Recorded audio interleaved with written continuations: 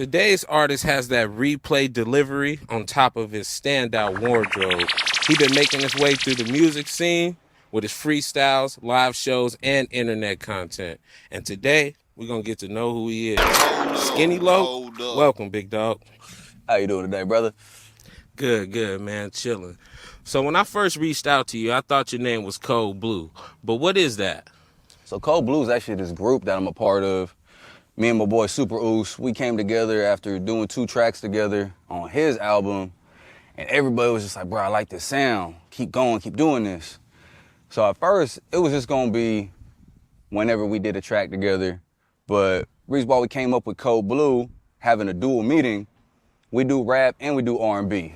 So, you know, like in schools and in hospitals, there's 2 different meanings for Cold Blue. So we wanted to stand out with R&B and with our rap. Oh, okay. So what's your ethnicity, bruh? So I'm really mixed, but the predominant part of me is Jamaican and Japanese. Jamaican coming from my dad's side, Japanese coming from my mom's side. It's actually crazy. From my mom's side, I'm 2nd generation here in America, but on my dad's side, I'm 1st generation. So it's kind of a little bit of both worlds. Your parents from California? My mom's actually from North Carolina, and my dad's from Jamaica. Oh, wow. Oh, you from Jamaica for real, for real? Yes, sir. Yeah, I'm American Jamaican. I can't even trace back my... That's crazy, man. That's why I'm always chiefing. That's what's up. All right, man. So where you representing? Where you from? I represent that Southside San Jose, 7 Trees to be exact. You know what it is. Oh, you from the South Side? I'm from the sturdy motherfucking South Side. I thought you was from the East, bro. Now, I live on the East. I be out there with all my Usos, my niggas, my Asians, but gotta rep where I'm from. Born and raised right around the corner from Oak Grove High School, right there behind it by Coy Park. So I'm a Coy Park original. Oh, okay. But then afterwards, you know, started doing my traveling. Damn, that's what's up, man. I fucking graduated from Andrew Hill over there, man, by 7 Trees. That's what's up. Yes, sir. All right, man. Falcons. Did you go to school over there, though? No, I went to Oak Grove, and then there was a crazy-ass riot that happened my sophomore year. I heard about that. That was that you black, was there? Yeah, that black and Mexican riot. So you was at Oak Grove when that happened? I was at Oak Grove when that happened. What happened? So, first 2 days, it was the blacks against the Mexicans. Then the second 2 days, it was the blacks and the Samoans against the Mexicans and the Asians. So by the 3rd day and the 4th day, that's when I was a little confused. Like, do I stand in the corner and beat myself up? Like, goddamn nigga, goddamn. Like, I didn't know what to do then. So that shit really got crazy. But by the 3rd day, that's when I actually got expelled because I accidentally socked the principal. Oh, damn, okay. Yeah, on some crazy shit. So it was just confusing all around. Around, just riot, rumble, everybody going all out. It was gang wars, but then a year later, I found out it was all over a female. See, and that's how it always ends, man. That shit crumbles empires, man. Mm-hmm. All right, man, so let's get into it. Were you a kid or an adult when you started making music? I was actually a kid. Like, to be honest with you, everybody got their first words, you know what I mean? Everybody. My first words were actually Snoop Dogg's Gin and Juice. You can ask my mom, you can ask my sister. I put my right hand on the Bible on this one. I said, rolling down the street, smoking Indo, sipping on gin and juice. Baby, mind on my money, money on my mind. My sister looked over at my mom and said, Mom, I hate to say it, but either he gonna be a rapper or he gonna be a Crip when he get older. And look what happened. Shout out my big sis. Thank you, Miss 211. Shout out to Big Sis, man. That is crazy. All right, man. So you was a kid. I was a kid. Music's been my love, been my biggest part of my life since I can remember. Okay. So what would you tell a person about Scinny Locc the artist if it was my first time meeting you? I would tell you that I'm a mixture of everything. Bay Area, LA, West Coast, just 90s and 2000. I'm a mixture of all the greatest hits all combined in one. Like, y'all heard of Lil Wayne? Y'all ain't heard of Scinny Locc yet. Y'all need to be tuned. Okay. So who are some artists that you listened to growing up? Man, like my influences, I could really honestly say it was like Eazy-E, Dog Pound Gangsters, NWA, Bone Thugs and Harmony. And then once I got a little older, like elementary school, middle school, that's when I really started listening to the Bay Area music.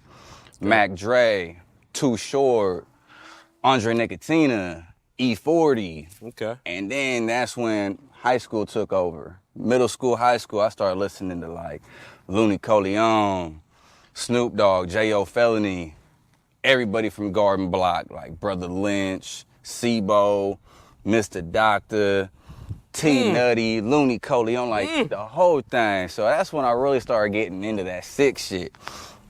So I can honestly say, if you listen to all my music, you'll hear all of the influence combined into one. I think 100% of what you just named right now was California shit. Do you listen to any music outside of California or West Coast region? I little bit down south, you know, like I grew up on Lil Jon, Yin Yang Twins, Ludacris, you know, and then when it came to the Midwest, I was big on Twista, big on Kanye, well, old Kanye, not the new Kanye, but you know, I got a little bit of everywhere. East Coast, you know, I listen to Pro Era, I listen to Joey Badass, a little bit of 50, you know. The list goes on, but like when you listen to my music, you can definitely tell who the big influence is on my style of music. Okay, well, that leads right into my next question. On a scale of 1 to 10, where would you rate yourself as an independent artist and why? All right, on a scale of 1 to 10, and I'm gonna be brutally honest with myself, I probably have to list myself around a strong 6, maybe 7. And the reasons why is because, you know, I don't got a team to back myself up. I am fully independent, but I'm not promoting myself as much as I should be. And that's just being brutally honest. But do you think it's a reason of why you can't promote yourself? Like at the if you time, could pinpoint it? It was because I had a lot of things on my mind, mentally beating me down, financially wasn't able to plug myself in, but right now, you know, the time is limitless. I don't got nothing to try to beat me on that. So as of right now, I'm gonna start plugging myself in more, doing shows, doing ciphers, getting in where I can. I do have an album I'm trying to push out right now. I'm just starting it. It's gonna be on some Cold Blue shit, but it's gonna be the Scinny Locc's first debut album. It's gonna be called Gangsta and a Gentleman. Okay. Gangsta is gonna be all my rap. It's gonna be dedicated to all my fallen soldiers and everybody that was my biggest supporters, from my uncles to my cousins to my big homies. And then And a Gentleman is gonna be all my R&B. That's gonna be dedicated to my late wife. Now, that's where it's gonna be taking some time, cause R&B, I got it, but I need to make sure that it's just exactly perfect right, cause like I said, it's gonna be for my late wife. Oh, damn, I just really realized what you was just saying. So you actually ain't just a rapper, you doing R&B? Yeah, I'm doing R&B too. I've been fucking around, been getting into singing. So I know with my wife, she would have always been telling me, boy, you got a voice, learn to use it. Talk your shit. Now with all my old favorite songs that were her favorite songs, every time I go to a show or go to a pop-up and I perform, I hear her right there with me, singing along to the songs. So I know that's her telling me, talk your shit, baby. Do some new shit. I want to hear it. Damn right, damn right. So are there any producers or other artists that you want to collab with? As of right now, I'm keeping it all local, all San Jose. So really anybody who is tapped in with Wifey, I want to tap in with. I also want to tap in with anybody from my side to her side, so south side to east side. I do got some names, but I'm going to keep it on the hush this time. I'm going to let y'all just, when you hear it, you're going to be like, damn, this that one. Okay. And who is her, if I might not ask? So her, that's my wife, Hillary, a.k.a. Kill Hills. If y'all don't know, she was also a rapper. As of this Monday, it'll be 3 months since she's passed. So that's what's really been beating me down, getting me at a low point. But you know, I got a lot of people telling me, you know, she would want you to keep doing this music thing. So I can't stay at this low point. I got to do better for her. I got to do better for her son, who is now my son. I got to just continue this legacy of Scinny and Kill Hills and just keep it pushing. That's right. R.I.P. to Kill Hills, man. R.I.P. my wife and Kill Hills. Long live Hillary. So, the blue bandana on your outfits be creative, man. But do you ever get any backlash for gang association? You know, growing up, it was that I did get into it with some other, from the other side, whether it be my ops or even, you know, niggas I got along with who were just like, bruh, why you always gotta push your rag? You can have it in your pocket. Why you always gotta be flagging it? I was just like, bruh, this is me. No matter what, I've told homeboys since I was little, like, blue is beautiful to me. Like, I push it out there like that. Like, if I had a chance, like, I'd have blue almost like today, but I mean blue everything. I would have, like, my tattoos be blue. I'd have somehow change my eyes to be blue. Like, I just love that color so much. You have blue eyes? I'd have blue eyes if I could. Like, man, I'd be one of them, like, dudes, like, for real. I'd dye my, like, not the whole hair, but, like, put my tips in my braids or, like, it's just, blue is just, it stands out so much to me. Like, you got blue sky, the water's blue. Like, when I think of calm, I think of blue. I'm like a bull. You see red, I get angry. But it's not all the time. It's just when the red is making me angry. Besides that, nah, I got homies who's B-dogs. I got loved ones who was Northerners. So it's like, it's never been an issue unless it's like I'm out of town. And then, you know, but besides that. In your words, what separates you from the rest? My words, just, they haven't lived the life I live. We all have similar lifestyles, but nobody's actually walked in my shoes. Nobody's been through the pain, the struggle I've been through. So when they hear my music, some people can vibe with it because, you know, similar pain, similar struggles. But when it comes down to it, it's like the pain and the struggle I'm talking about is something that only I've been through, or something that only my generation has gone through. Because, like, when I talk about my big homies, like, some of the homies from the hood don't know my big homies because they're the little homies. Or vice versa when I come down to talk about, like, my wife. Like, there's going to be people who could feel, you know, the love of a wife and the loss of a wife, but it's not my wife that they've lost. So it's like, that's really what separates me, is the dedication I put into this, the motivation I have. Like, everything that comes together into this boiling pot is definitely something different than you're gonna hear from another San Jose artist. Like, you could get another San Jose artist from the South Side, from Trees, put us on both on the same beat, and we're gonna have different cadence, different style of flow. It's because, like I said, the different generation, the different life, you're gonna hear it. When it comes to my music, you're gonna see it when I'm walking around talking my shit. That's just my everyday thing. I try to keep it as real as possible when it comes to me. Okay, that's what's up. That's what's up, man. So what are some ways that family and friends show you support? So growing up, it was more my friends that gave me my support. They were always there. They were always telling me, you got this, you could do better. We know what you're capable of. My family, on the other hand, their type of support was, you know, whatever you're going through, we know you got this. You're mentally capable of it. You've never given up. You've never tried to just throw in the towel.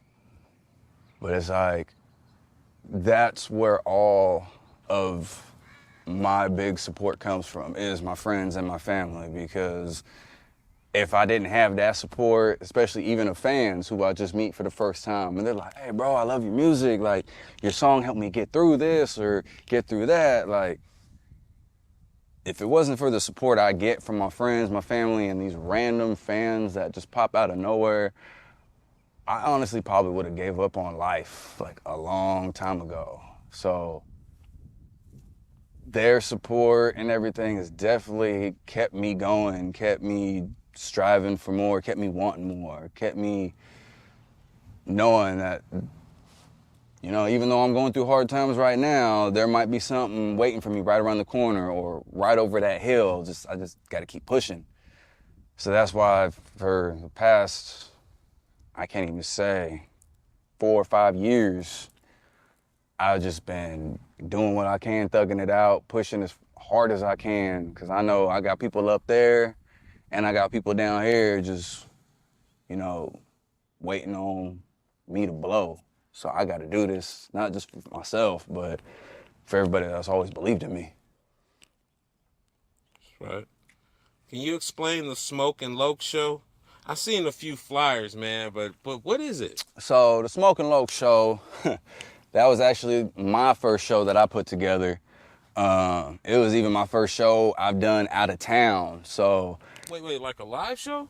Yeah, I actually did a whole performance. It was supposed to be everybody got a 20-minute set, and then I was gonna get a 30-minute set. But you know how you gotta roll with the punches. I had a comedian not show up. I had a few artists not show up. So I ended up giving everybody a 20 to 30-minute set. I gave my comedian an hour set, and I ended up rocking it for up to like 45 minutes to an hour. And what it was out in Oakland. I had my first show. I threw it together. I grabbed a DJ from San Jose, and that's kind of where it came into play, was the Smoke and Locc. Was, one, you're gonna be smoking. It's kind of like a meet and greet with me. You get to smoke with the Locc, but at the same time, it was a spin on that because my DJ was DJ Mike Murda. Now, come to this day and age, another word for murder is when you get smoked. So it was the Smoke and Locc show. DJ Mike Murda and the Locc named Scinny.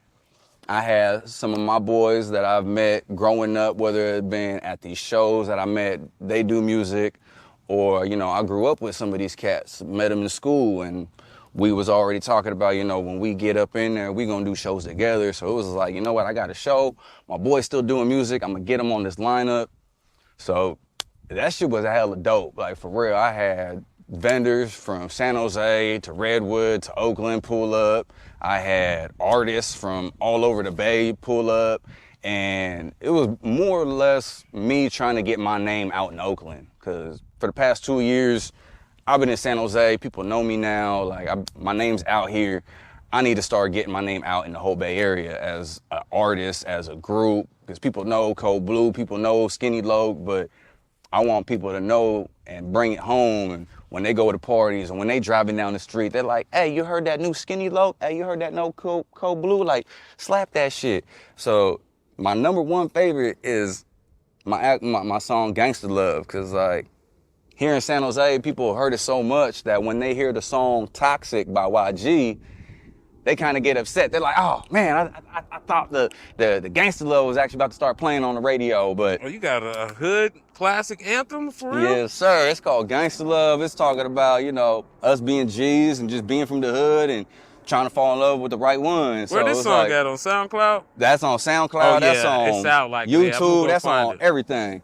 YouTube and SoundCloud. I'm gonna go find that. Yes, sir. All right, so that's what's up, man. So the reason I asked that question about the Smoke and Locc show is because I thought that you was doing like a YouTube type of show where you had people come and they performed. I didn't know it was an actual live show with crowd and all that shit. So, hey, man, maybe you could take that idea and you know what I'm saying, and make some YouTube content. Right. So I do have my page, so maybe I can start doing some live little shows on there. So yeah, and get some lights and shit. You ain't gonna have a crowd, but just have people who want to come and perform and shit, and then set up some cameras. Right. Shit, record it and just put it on the YouTube as a whole show. So yeah, I definitely could do something like that. That's all right, man. All right, man. So last question. Besides money, if you can change one person, place, or thing, what would it be? I give anything in this world just to have my girl back.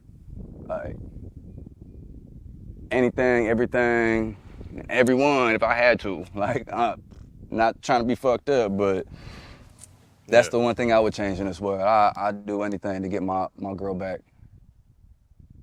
Okay.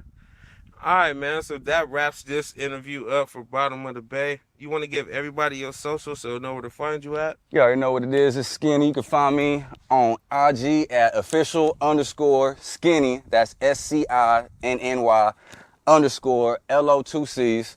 Or you can find me on whatever platform. You can find me on YouTube, SoundCloud, Spotify, Amazon Music.